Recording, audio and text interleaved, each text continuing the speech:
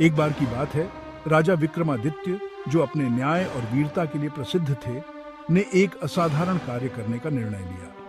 राजा विक्रमादित्य ने सुना था कि एक भूतपूर्व साधु ने एक बेताल भूत को बंदी बना रखा है और उसकी सहायता से एक महत्वपूर्ण कार्य पूरा किया जा सकता है।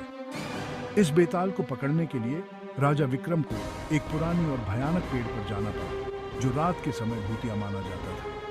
राजा विक्रमादित्य ने साहसिकता से भरे अपने मंत्रियों और सैन्य दल के साथ उस पेड़ पर चढ़ने का निर्णय लिया। जैसे ही वे पेड़ पर पहुंचे, राजा ने देखा कि पेड़ के शीर्ष पर एक बेताल लटक रहा था। बेताल ने राजा को देखते ही हंसते हुए कहा, राजा विक्रम, तुमने मुझसे मिलने के लिए इतनी मेहनत की है, तो सुनो मेरी एक कहानी। बेताल ने एक रहस्यमय कथा सुनानी शुरू की। पहली कहानी।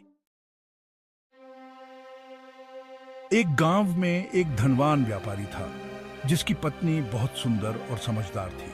लेकिन व्यापारी की एक दूसरी पत्नी भी थी, जो अत्यंत बुरी और क्रूर थी। व्यापारी की पहली पत्नी ने हमेशा अपने पति से कहा कि उसे अपनी दूसरी पत्नी को छोड़ देना चाहिए। एक दिन व्यापारी की पहली पत्नी ने एक योजना बनाई।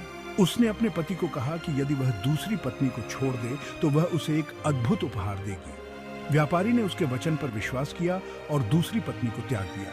लेकिन कहानी में ट्विस्ट था। दूसरी पत्नी ने व्यापारी को बदला लेने की योजना बनाई। उसने अपनी सुंदरता और चालाकी का इस्तेमाल करते हुए व्यापारी को धोखा दिया। जब व्यापारी को सच्चाई पता चली तो उसने अपनी गलती स्वीकार की और पहली पत्नी से माफी मांगी। अंत में व्यापारी ने सच्ची समझ और प्रेम के महत्व को समझा।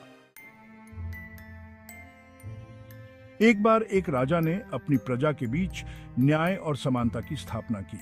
लेकिन एक दिन उसकी प्रजा में से एक गरीब किसान ने राजा के खिलाफ विद्रोह कर दिया। किसान ने राजा पर यह आरोप लगाया कि वह अमीरों के पक्ष में फैसला करता है और गरीबों की समस्याओं को नजरअंदाज करता है। राजा ने किसान की शिकायत को गंभीरता से लिया और एक योजना बनाई। उसने किसान को एक कठिन चुनौती दी, एक बड़ी पहेली को हल करने का।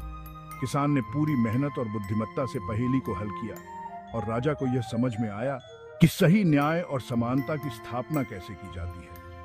राजा ने अपनी नीतियों में सुधार किया और प्रजा के बीच स्थिरता और संतोष सुनिश्चित किया। कहानी खत्म होने के बाद बेताल ने राजा विक्रम से पूछा, इन कहानियों में से कौन सी कहानी सबसे महत्वपूर्ण है और क्यों? राजा विक्रमादित्य ने सोचते हुए जवाब दिया, हर कहानी में कुछ न कुछ सिखाने वाला संदेश होता है। पहली कहानी हमें दिखाती है कि प्रेम और समझ की सच्ची कदर करनी चाहिए, जबकि दूसरी कहानी यह सिखाती है कि न्याय और समानता को प्रोत्साहित करना कितना आवश्यक है।